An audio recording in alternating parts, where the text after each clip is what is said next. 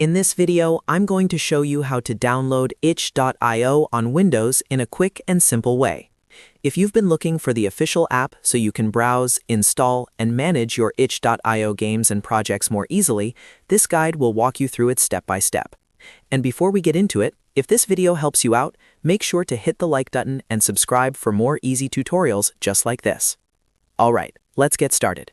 The first thing you want to do is open your browser on your Windows PC. You can use any browser you like, such as Chrome, Edge, or Firefox.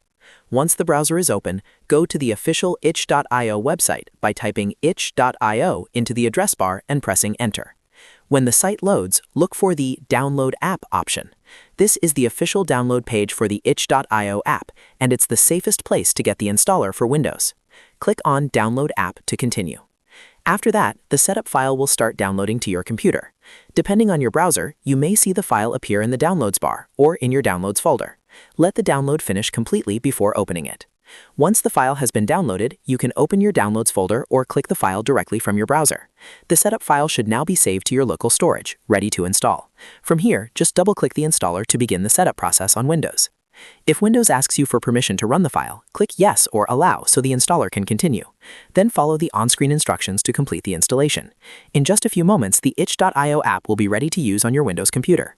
And that's it. You've successfully downloaded itch.io on Windows.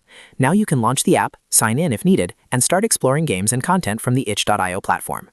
If this tutorial helped, don't forget to leave a like, subscribe to the channel, and turn on notifications so you never miss the next easy guide. Thanks for watching, and I'll see you in the next one.